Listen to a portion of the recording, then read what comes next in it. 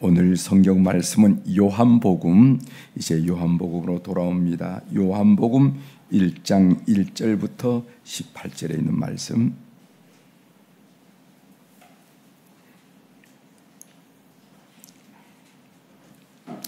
요한복음 1장 1절부터 18절에 있는 말씀.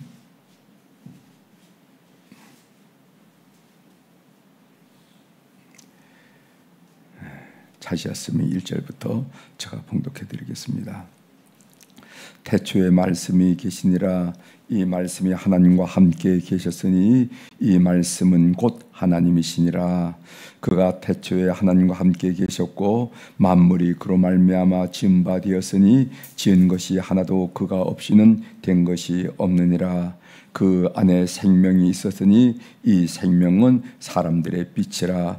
빛이 어둠의 빛이 되 어둠이 깨닫지 못하더라. 하나님께로부터 보내심을 받은 사람이 있으니 그의 이름은 요한이라. 그가 증언하러 왔으니 곧 빛에 대하여 증언하고 모든 사람이 자기로 말미암아 믿게 하려 함이라. 그는 이 빛이 아니요 이 빛에 대하여 증언하러 온 자라. 참빛 곧 세상에 와서 각 사람에게 비추는 빛이 있었나니 그가 세상에 계셨으며 세상은 그로 말미암아 지은 바 되었으되 세상이 그를 알지 못하고 자기 땅에 오매 자기 백성이 영접하지 아니하였으나 영접하는 자 곧 그 이름을 믿는 자들에게는 하나님의 자녀가 되는 권세를 주셨으니 이는 혈통으로나 육종으로나 사람의 뜻으로 나지 아니하고 오직 하나님께로부터 난 자들이니라. 말씀이 육신이 되어 우리 가운데 거하심에 우리가 그의 영광을 보니 아버지의 독생자의 영광이요 은혜와 진리가 충만하더라. 요한이 그에 대하여 증언하여 외쳐 이르되 내가 전에 말하기를 내 뒤에 오신 이가 나보다 앞선 것은 나보다 먼저 계심이라 한 것이 이 사람을 가리킴이라 하니라. 우리가 다 그의 충만한 데서 받으니 은혜 위에 은혜로라. 율법은 모세로 말미암아 주어진 것이요 은혜와 진리는 예수 그리스도로 말미암아 온 것이라. 본래 하나님을 본 사람이 없으되 한 아버지 품속에 있는 독생하신 하나님이 나타내셨느니라. 아멘. 18절까지 함께 읽었습니다. 오늘은 주제를 하나님의 자녀라는 것은 반복되지 않는 최종 결정입니다 하는 그런 내용을 함께 좀 말씀을 나누려고 합니다. 누구든지 예수 그리스도를 영접하면은 하나님의 자녀가 된다고 했는데 그 하나님의 자녀란 신분은 이런다고 없어지고 저런다고 또 생기고 이런 것이 아니라 반복되지 않는 최종 결정이라 한 얘기를 여러분들에게 말씀을 드리고자 합니다. 이제 오늘 이제 요한복음을 공부하게 되는데 이 요한복음 서론에 대해서 잠깐 살펴보고 우리가 좀 말씀을 좀 나눌까 합니다. 이 요한복음은 누가 썼느냐? 사도 요한이죠. 사도 요한. 그는 말년에 에베소에서 목회를 했어요. 설교하고 가르쳤습니다. 에베소, 오늘날 튀르키예 남서부에 있는 에베소라 하는 것을 요즘도 성지순례 가면 확인할 수가 있는데 거기 가면은 요한의 교회라 하는 곳으로 안내하는 분들이 안내하는 것을 경험하게 됩니다. 바로 그곳에서 목회를 하셨던 분입니다. 그리고 도미티아누스 황제 때 AD 95년경이죠. 도미티아누스 황제 때 에베소로부터 반모섬으로 유배를 당합니다. 에베소에서 이 사도 요한이 영향력을 많이 미치니까 선한 영향력을 많이 미치니까 거기 둘 수 없어서 로마 정부가 그를 반모섬으로 유배시켰다 하는 것은 우리가 요한계시록을 공부하면서 확인했던 사실입니다. 언제 이 요한복음을 기록했을까? 저작 연대가 일반적으로 학자들은 요한이 유배당하기 이전인 AD 80년서부터 90년에 에베소에서 본서를 기록했다 이렇게 학자들은 이야기하고 있습니다. 이 요한복음의 특징이 있는데 이 요한복음은 여러 가지 면에서 공간복음과 달라요. 공간. 여러분 우리가 성경에서 복음서가 4가지잖아요. 마태, 마가, 누가, 요한 이 4가지 중에서 마태, 마가, 누가를 공간 복음이라고 그러고 요한을 제4복음서라 이렇게 말하는데 공간이 뭐냐면 같을 볼관, 보는 관점이 같다는 거예요. 그래서 공간 복음이라고 그러는 겁니다. 마태, 마가, 누가를 보는 관점이 같기 때문에 공간 복음서라 말하고 요한복음서는 제4, 보는 관점이 전혀 다르기 때문에 제4복음서. 그러니까 그들이 제자로서 또 제자의 제자로서 예수님을 보는 관점이 있지 않겠습니까? 우리가 똑같은 말씀을 들어도 그 말씀을 어떻게 해석하느냐에 다른 것처럼 예수님이 하신 말씀, 예수님이 하는 기적을 어떤 눈으로 바라보느냐가 다르다는 거예요. 그 다르다는 것이 앞에 3분은 똑같이 관점을 받고 요한복음은 다르다. 그래서 어떻게 다른가 몇 가지 좀 얘기하도록 하겠습니다. 이 공간복음서는 하나님 나라에 초점을 뒀습니다. 그래서 마태, 마가, 누가에 보면 하나님 나라라는 표현이 많이 나와요. 그러나 요한복음은 영생이란 주제에 중점을 많이 뒀습니다. 영생. 그래서 예를 들어 본다면은 예수 그리스도를 믿는 사람은 영생을 얻으니라.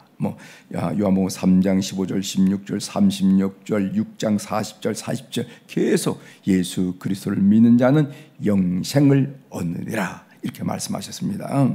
그리고 이 공간 복음서는요, 이 세대와 오는 세대 그리고 현재와 미래 사이의 긴장을 많이 토로하고 있어요.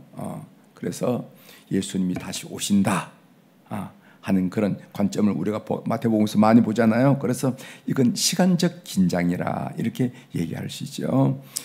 현재와 미래 사이의 우리 긴장, 그리고 또 지금 시대와 오는 시대와의 긴장, 이것을 마태복음에서 자세히 볼 수가 있는데, 그러나 요한복음은 관점이 좀 다릅니다. 어떻게 하냐면은 위와 아래, 하나님의 영역과 세상의 영역, 이 사이의 긴장, 이 공간적 긴장이라고 이야기하는 겁니다.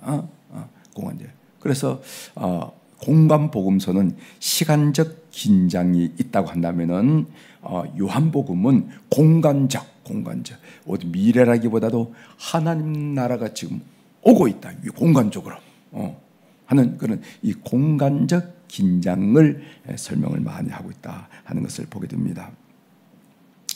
이 요한복음 전체에 보면은 나는 뭐뭇이니라 라는 말씀이 7번 나옵니다. 나는 뭐뭇이라 말씀드려 본다면은 여러분, 나는 생명의 떡이라 요한복음 6장 35절, 나는 세상의 빛이라 8장 12절, 나는 양의 문이다 10장 7절, 나는 선한 목자다 10장 11절, 그럼 나는 부활이요 생명이다 11장 25절, 나는 길이요 진리요 생명이다 16장 6절, 14장 6절, 나는 참 포도나무이다 15장 1절. 여러분 이 말씀만 해도 딱 여러분 마음속에 기오죠. 나는 참 포도나무니 가지가 포도나무에 붙지 않으면 열매를 맺지 못하느니라 하는 그런 말씀 알잖아요. 그래서 나는 뭐뭇이니라 하는 이 말씀이, 그 주제가 7번 나옵니다. 7번. 그런데 중요한 것은 뭐냐면은 나는 이니라 라는 말씀은 구약에서 매우 중요한 형식이라는 겁니다. 이 말씀은 불타는 가시덤불에서 모세에게 하나님 자신을 표현하신 형식이에요. 나는 스스로 있는 자이니라 이렇게 얘기했잖아요. 나는 이니라 라는 표현이 바로 구약에서 중요한데, 그 중요한 이유는 뭐냐면은 하나님이 스스로를 표현했을 때 그런 표현을 사용한다는 겁니다. 그래서 요한이 이런 표현을 사용하는 이유는 뭔가? 그것은 예수님의 신성을 드러내고자 하는 의도적인 표현이라 하는 것을 알 수가 있어요. 그래서 그 불타는 가시덤불에서 나는 누구니라, 나는 스스로 있는 자이니라 하고 하나님이 말씀하셨듯이, 오늘 요한복음은 예수님은 이런 자이다, 이니라 이런 표현을 사용하신 이유는 뭐냐면은 예수 그리스도의 신성을 나타낸다. 그 다음에 이 공간 복음서에 보면은 기적 이적 이야기가 많이 나옵니다. 특별히 마가복음에 보면 기적, 이적 이야기가 많이 나오죠. 그런데 이 공간복음서에서 이 기적과 이 이적 이야기를 하는 이유는 뭐냐면 하나님 나라와 관계가 있습니다. 이렇게 하나님 나라가 임하면은 병마가 물러난다. 하나님 나라가 임하면은 안진뱅이가 일어선다 하는 그 예로 그 기적을 많이 보여주셨어요. 하나님 나라와 연관이 있습니다. 공간복음서. 그런데 요한복음에서는 뭐냐면은 예수님이 일으킨 기적 중에서 7가지만 딱 선택해가지고 이것을 표적이니라, 이렇게 표적. 그런 기적들은 예수님의 신성, 예수님의 메시아성을 드러내는 표적, 사인이라고 얘기했어요. 사인. 제가 7가지를 여러분에 말씀드리면 금방 여러분 이해하실 겁니다. 첫 번째로는 물로 포도주를 만드는 거, 2장 1절부터 11절의 내용이죠. 두 번째로는 왕의 신하의 아들을 고치신 일, 4장 46절 54절에 나옵니다. 세 번째로는 38년 된 병자를 고치심, 5장 1절부터 15절에 나오죠. 오병이어로 5,000명 이상을 먹이신 것, 6장 1절부터 13절에 나옵니다. 그 다음 다섯 번째로 물 위로 걸으신 거, 6장 16절부터 21절, 날 때부터 못 보던 사람을 고치신 거, 9장 1절부터 41절, 그 다음에 죽은 나사로를 살리신 거, 11장 1절부터 44절에 나오는 겁니다. 죽은 자를 살렸단 말이지. 세상에 이런 일이 어디 있겠냐. 이분은 바로 하나님이기 때문에 그렇다. 이분이 바로 우리가 기다리던 메시아시다. 이것을 강력하게 드러내는 요한복음의 의도가 있어요. 여러분 이해하시죠? 자, 이렇게 마지막 부분들 굉장히 중요한 관점인데, 공간복음서가 기적과 이적을 복음서에서 우리에게 소개해 준 이유가 뭐냐면 하나님 나라가 왔다는 거예요. 하나님 나라가 임하였느니라. 이렇게 설명, 그런 기적을 일으킨 다음에 하나님 나라가 임했다고 하나님 나라와의 관련 속에서 기적과 이적을 소개한다면은 요한복음은 그 많은 기적과 이적을 일으킨 것 중에서 7가지만 딱 선택해서 이런 이적을 보여주면서 이것을 표적이라, 사인이라 설명했어요. 그럼 무슨 표적인가? 여기 있는 예수 그리스도는 하나님의 아들이다. 그리고 그분은 우리가 그토록 기다리던 메시아시다. 이것을 보여줬다는 겁니다. 여러분 이렇게 설명하니까 조금 좀 다른 것 같기도 하고 그렇죠? 여러분 이해가 좀 되시죠? 이런 관점에서 이런 목적으로 요한복음은 이 말씀을, 이 기적을 소개했다 하고 이해하신다면은 여러분들이 요한복음을 이해하는데 큰 도움이 되리라 믿습니다. 자, 오늘 본문을 보겠습니다. 본문 제가 요한복음 1장 1절부터 18절에 있는 말씀을 읽었는데, 이 말씀은 태초부터 계시고 육신이 되신 하나님의 영원한 말씀 예수 그리스도에 관해서 독특한 시적 표현으로 쓴 말씀이 1절부터 18절에 말입니다. 그래서 요한복음 1장 1절에서 18절에서 우리가 반드시 깨달아야 될 것은 뭐냐면 예수 그리스도의 선제, 그분은 태초 이전에 존재하셨다. 선제. 두 번째로는 하나님이 성육신 하셨다. 인간의 육신을 몸을 입고 인간 속에 오셨다 하는 이 2가지 사상을 시적으로 표현한 것이 요한복음 1장 1절부터 18절에 있는 말씀. 이제 본문 몇 구절을 좀 살펴보도록 하겠습니다. 1절 보겠어요. 1절, 태초에 말씀이 계시니라. 이 말씀이 하나님과 함께 계셨으니 이 말씀은 곧 하나님이시니라. 아주 중요한 말씀이죠. 여기 태초의 말씀에 이 태초라면 NL 아르켄데, 이 말은 창세기 1장 1절에도 태초에 하나님이 천지를 창조하셨느니라 하는 태초란 말이 나옵니다. 그런데 이 요한복음이 표현한 태초와 창세기의 태초가 달라요. 창세기의 태초는 창조의 때를 가리킵니다. 이 세상 만물을 창조할 때 그 때를 태초라고 표현했다 그러면, 요한복음의 태초는 창조 때보다도 앞선 태초를 가리킨다는 것입니다. 즉 창조 전에 하나님과 함께 말씀이신 예수 그리스도가 계셨다 하는 얘기입니다. 아셨죠? 그러니까 예수 그리스도는 창조와 더불어 피조된 존재가 아니라 이 우주 만물을 창조하기 이전부터, 태초부터 계셨다 한 얘기입니다. 여기 보면 1절 하반절에 보면은 이 말씀은 곧 하나님이시니라 하는 말씀인데, 여기 하나님이시라 할 때 정관사, 히라보 정관사가 호란 정관사가 있거든요. 더란, 영어로는 더지요. 정관사가 붙어 있지 않았습니다. 이건 무슨 의미냐면은 이 정관사가 없는 하나님은 성부 하나님을 가리키는 것이 아니라 하나님의 신성, 헤드라고 얘기했죠. 하나님의 신성을 가리키는 겁니다. 그러니까 성자 예수님은 성부 하나님과 같은 신성을 가지고 계시지만은 성자 예수님과 성부 하나님의 위격은 다르다는 거예요. 위격, 페르조나 펄슨이라 얘기했죠. 위격은 다르다. 그래서 요한복음 10장 30절에 보면 나와 아버지는 하나이시니라 하신대. 그래서 여기서 이제 삼일체 얘기를 하죠. 예수님과 하나님은 신성은 같이 공유하시나 위격은 다르다는 겁니다. 다르다는 거예요. 이 얘기를 이렇게 이 말씀은 곧 하나님이시라. 이 말씀은 그 하나님이란 말은 성부 하나님을 지적하는 것이 아니라 하나님의 신성을 지적하는 말씀인데, 그 이유는 호라는 정관사가 없기 때문이라는 겁니다. 3절로 넘어갑니다. 3절. 만물이 그로 말미암아 지은 바 되었으니 지은 것이 하나도 그가 없이는 된 것이 없느니라. 여기서 만물, 우주 만물이 그를 통해서 곧 말씀을 통해서 창조되었다 하는 것을 선포하는 말입니다. 골로새서 1장 16절에는 좀 더 자세히 설명하고 있는데 제가 그 부분을 읽어드리겠습니다.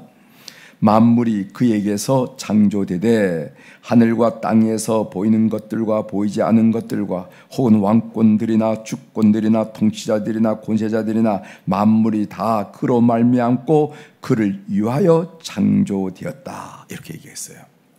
그래서 골로새 1장 6절엔 만물이 그에게서 창조되되 그로 말미암고 그를 위하여 만물이 창조되었다는 겁니다. 그러니까 하늘, 별, 하나, 새, 달, 모든 이런 초목들, 식물들, 그리고 기어다니는 작은 곤충, 그리고 인간 존재까지 그 모든 존재가 뭐냐면은 예수 그리스도의 영광, 하나님의 영광을 위해서 창조됐다는 겁니다. 그래서 우리는 신앙이 깊은 사람들은 그런 자연을 통해서 하나님의 영광을 보며 찬양하는 것을 우리가 보게 되죠. 자, 12절 보겠습니다. 12절. 영접하는 자 곧 그 이름을 믿는 자들에게는 하나님의 자녀가 되는 권세를 주셨으니, 우리가 많이 아는 말씀이에요. 애우는 말씀이죠. 여러분, 구약 성경에서 하나님의 자녀가 되는 것의 방법은 뭡니까? 구약 성경에서 하나님의 자녀는 선택받은 이스라엘 백성이 될 때 하나님의 자녀가 됩니다. 신명기 14장 1절입니다. 너희는 너희 하나님 여호와의 자녀이니, 이런 말씀이 있어요. 구약에서 하나님의 자녀가 되는 방법은 선택받은 이스라엘 백성이 되는 것밖에 없어요. 그러나 신약 성경에서 하나님의 자녀가 되는 방법은 예수 그리스도를 믿고 영접하는 이들이 하나님의 자녀가 된다는 겁니다.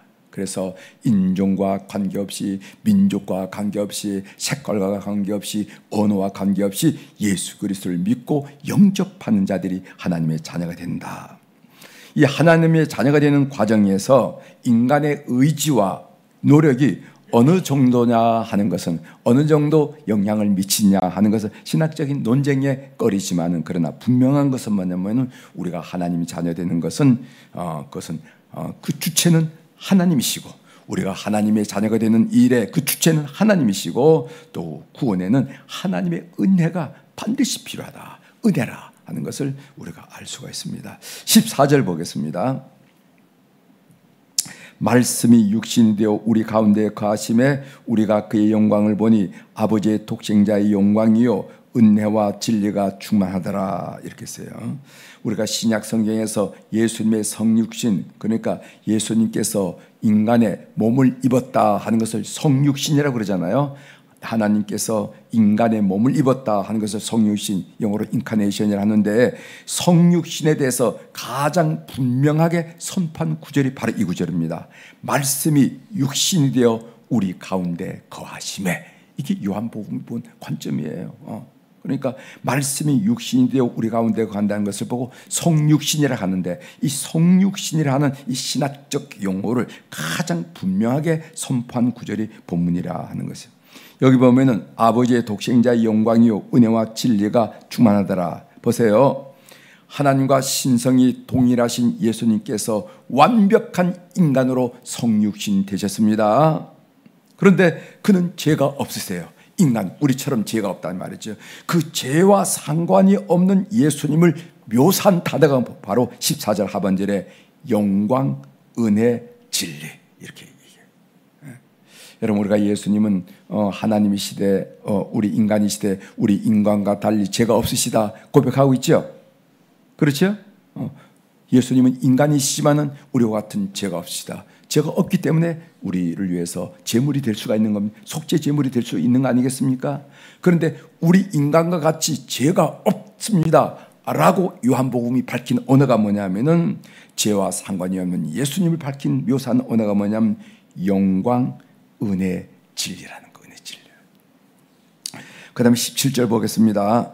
율법은 모세로 말미암아 주어진 것이요 은혜와 진리는 예수 그리스도로 말미암아 온 것이라.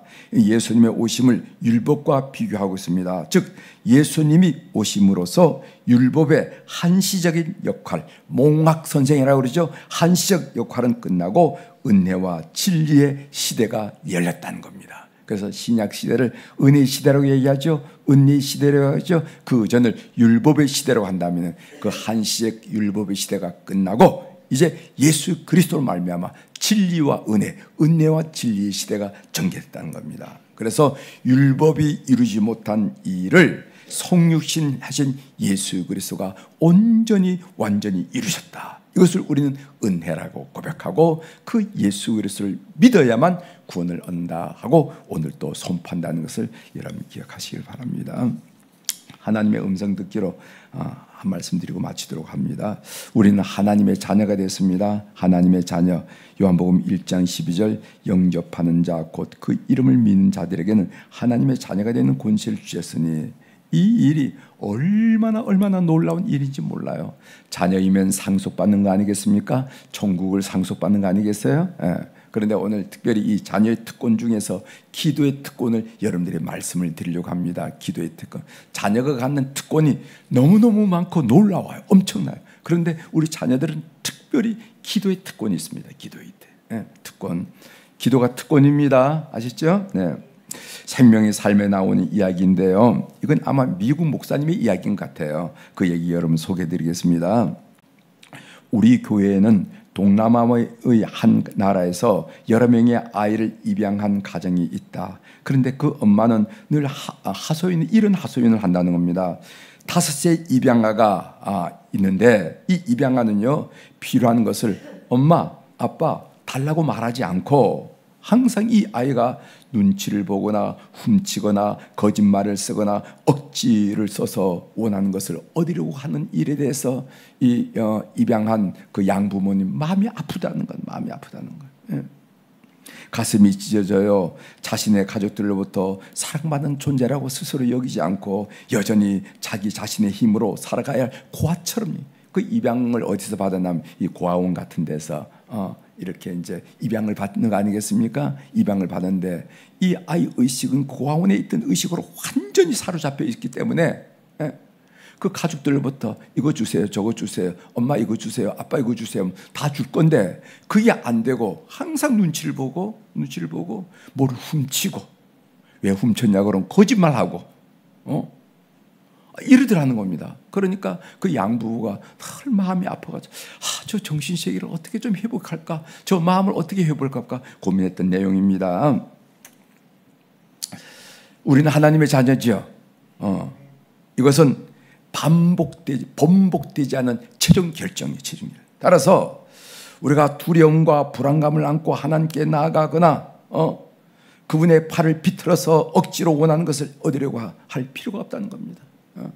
우리의 기도의 태도가 그분은 될 수 있는 대로 안 주려고 그러는데 어떻게 하든지 받아내야 한다거나 팔을 비틀든지 뭘 어떻게 하든지 넘어뜨리든지 그런 걸로 어프로치하는 게 우리가 아니라는 거예요. 왜? 우리는 고아가 아니라 하나님의 아들과 딸이기 때문에 그렇다. 그냥 나아가 아버지 이것저것 해주세요 하면 된다는 겁니다.